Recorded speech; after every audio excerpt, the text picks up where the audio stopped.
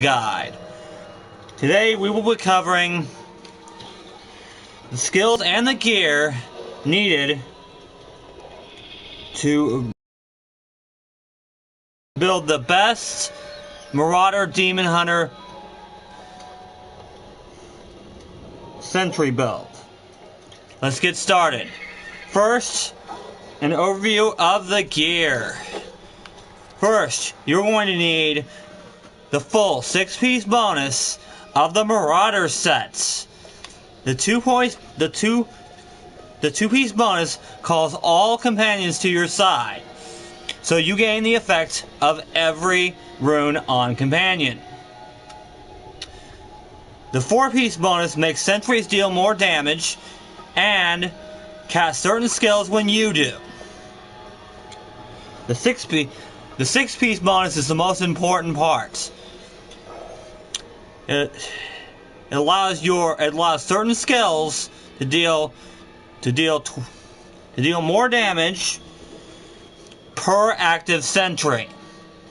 So every sentry you have deployed will increase your damage by a ton. Next, you're going to need the Traveler's Pledge and Compass Rose Endless Walk sets. This set allows you, this will give you toughness when you're moving and damage when you're standing still. So when you're repositioning or running away, you'll have toughness. But when you're sitting still and attacking, you'll have increased damage. Now, next you'll need Wraps of Clarity. This will increase your damage reduction every time you hit with one of your hatred generators for 5 seconds. Next you'll need the Zoe's Secret Belts. This will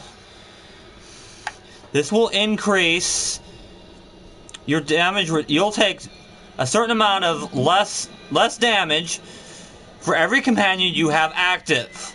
This belt was essentially made for this set. Next you will need the Elusive Ring. This ring lets you take reduced damage every time you cast certain skills. For our weapon, you will be taking a Yang's Recurve. Multi-shot attacks 50% faster and deals increased damage. And deals a bunch more damage. Now, finally, for your quiver, you're going to need a Bombardier's Rucksack, because that will give you 2 extra sentries. And remember, the more sentries we have, the more damage we do. Now we will move on to skills. Your generator will be Evasive Fire Hardened. This will increase our damage reduction. This will increase our toughness whenever we fire our Evasive Fire for 3 seconds.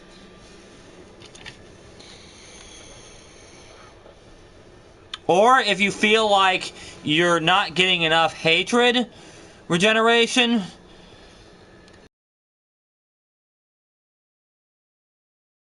focus. With this build, you probably won't need the hatred regeneration, because multi-shot doesn't cost very much. Next is the star of the show, Multi-Shot Arsenal.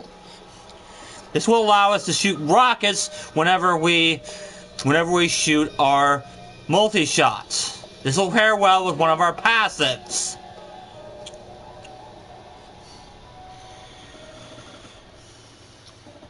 It will allow us to hit Evasive Fire is one of the best generators for Demon Hunters, because it simply allows us to hit more enemies than any other generator available to the Demon Hunter.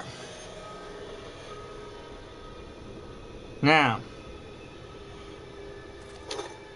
next we need Companion, and the rune does not matter because our 2-piece bonus gives us every companion. So that means we can pick any rune we want because we're getting them all. Now, make sure that this skill is not just passively taking up one of your slots. Make sure you use it when you need one of these effects. Your spider will slow enemies. Your bat gives you a hatred potion. Your boar lets you taunt enemies. Your ferrets let you instantly pick up health globes and gold. And your wolf will give you a decent amount of extra damage. Now, we also need Vengeance Dark Hearts. We want to now Vengeance has quite a cooldown, but we want 100% uptime on Vengeance. It's not as important as in other builds because we're not focusing on it as a defensive option, even though we are taking the defensive rune, but it will help us do more damage.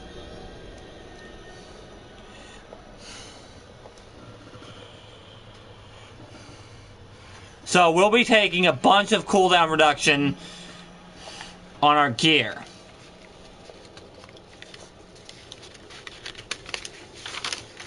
Now, because this is a sentry build, we need sentry, and the rune we're taking is Guardian Turrets.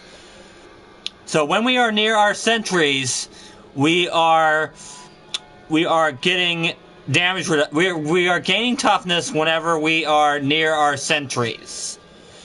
So we want to be near our sentries, but we also want to be away from enemies.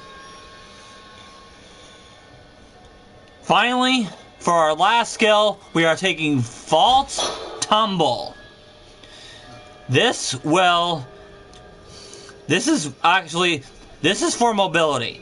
This is the best rune on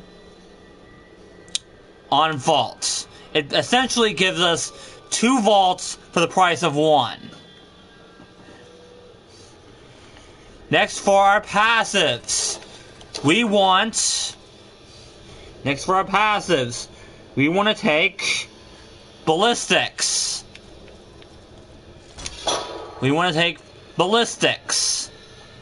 This will pair well with our rockets that we take. This is why we're taking the Arsenal rune on our multi-shot. This pairs well with that. Next, we are going to need, and this is mandatory for this build, custom engineering. This gives us 1 more sentry. Very important. Very important. Like I said, more sentries equals more damage. Next, we need Perfectionist.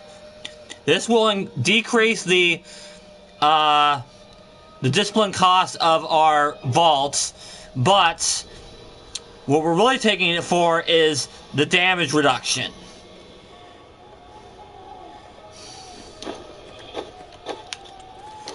Also, we need Cull the Weak. This is what we're going to... This will allow us to deal more damage to slowed or chilled enemies.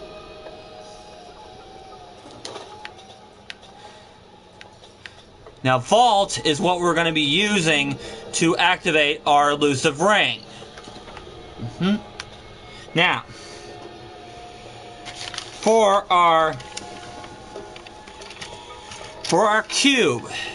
Now, I'm playing off season, so for our cube, we need a Dawn. This will significantly decrease the cooldown on Vengeance. Remember, we want uptime. We want 100% uptime on Vengeance.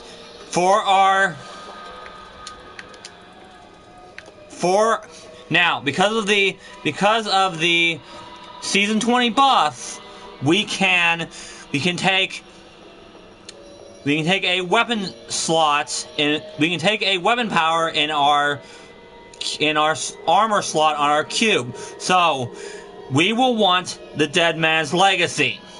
Now, if you're playing this off season, then you're going to need to change some things. First off, you're going to need to replace the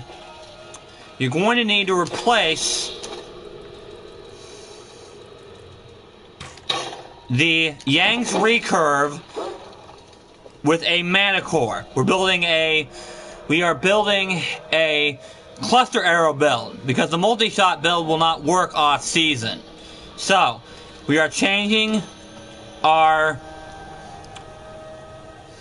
Yang's recurve to a mana core crossbow. This will give us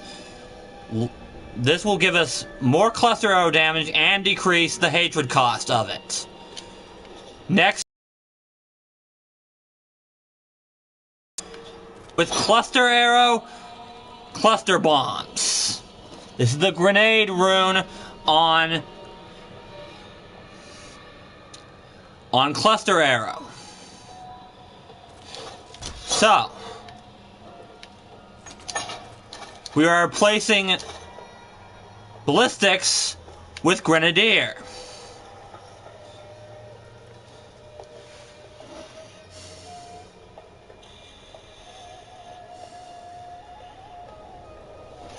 Next, you will need to replace your Dead Man's Legacy with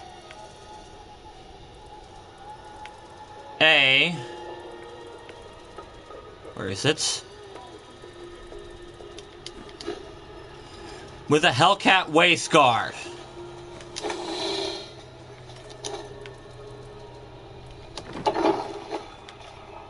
Yeah, you will need to replace your Dead Man's Legacy with a Hellcat Waist Guard.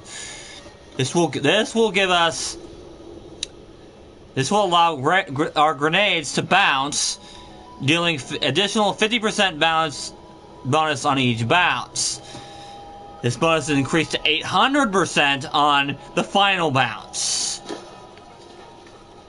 Now,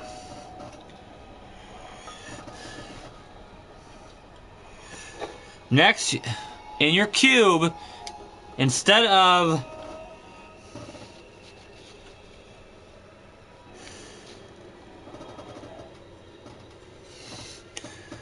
now, if you're playing, finally, we'll need to put a convention of elements in our cube, no matter which build it is, for situational increased damage on our fire rotation. Because multi-shot gives us, both multi-shot and a cluster arrow will give us fire damage. Now for the stats you want on every piece of gear. For our helm, crit chance, life per hit, multi-shot damage. For our shoulders, we want vitality, area damage, cooldown reduction, and resource cost reduction.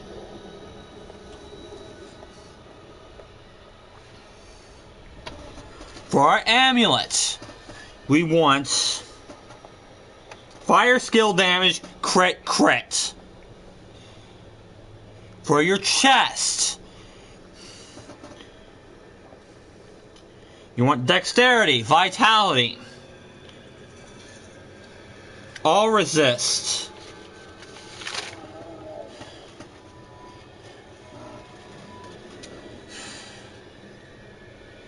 For our bracers, we want fire skill damage, dex, vitality, crit. For your belts,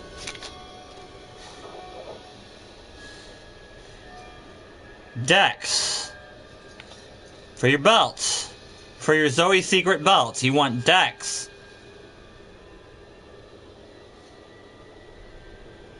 Vitality, all resist, life percent. For your elusive ring,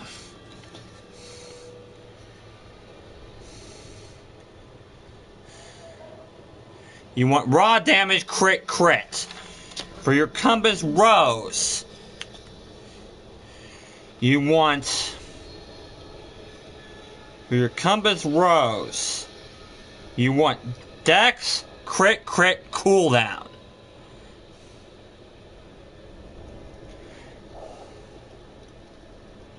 For your pants,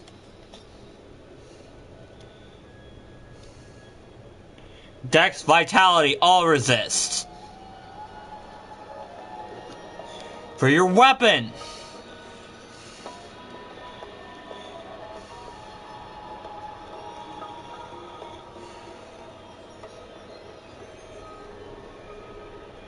dex, raw damage, percent damage, life per hit, resource cost reduction. For your boots,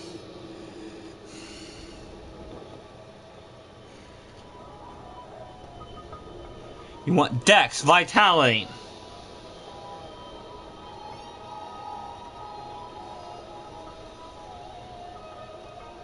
all resist, multi-shot damage. And finally, for your Bombardier's rucksack, you want dex, attack speed, crit, area damage,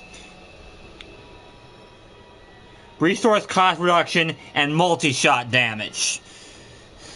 You will have to roll off, because the Bombardier's rucksack comes with sentry damage. But your sentries aren't going to do your bulk of your damage. You are going to do the bulk of your damage. So, you're going to roll off the sentry damage.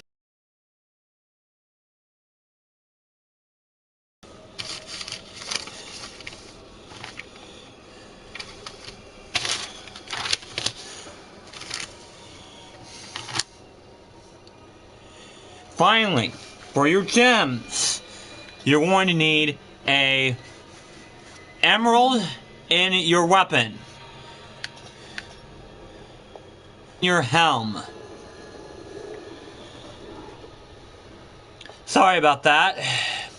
Yes, a diamond in your helm. You're also going to need diamonds in your pants and your chest, but only if you want more. If you want more toughness, go with diamonds. If you want more damage, go with emeralds. For your legendary gems, you're going to need a Bane of the Trapped. Best gem in the game, by far. It even activates itself once you reach the 25. And that's how we're going to get our bonus from our Call of the Week. Now, so what the Bane of the Trap does is it gives you bonus damage against crowd controlled enemies. And at level 25 it gives you a passive slow effect to enemies within 30 yards. that's how we're going to activate our Call of the Week passive. Now, for your next gem, you're going to need either a Bane of the Powerful or a Bane of the Stricken. Now, if you're using easier content, a Bane of the Powerful is going to be more powerful than a Bane of the Stricken. But if you're pushing greater rifts and it's taking a really long time to kill enemies, then you're better off with a Bane of the Stricken.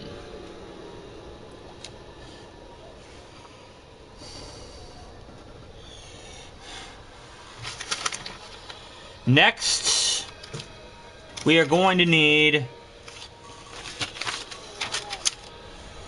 a Zai Stone of Vengeance. Now, that means Zai Stone of Vengeance will allow you to deal increased damage for every 10 yards between you and the enemy. It maxes out at 50 yards, which is approximately the edge of the screen. So, if you want to do more damage, then you want enemies to be, like, barely on the screen. Yep. You'll do the most damage against enemies that are barely on the edge of the screen.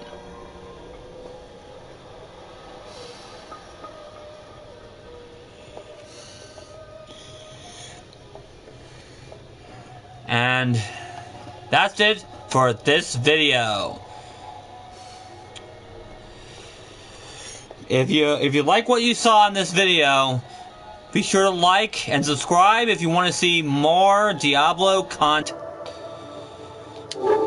Oh, sorry, one more thing. I've got to show you the play style. So,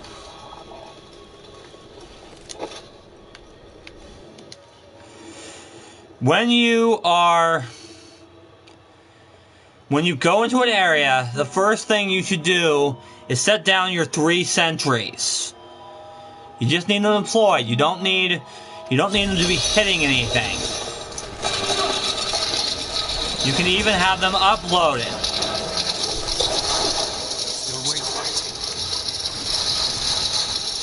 Now, if enemies get too close, you simply need to vault away.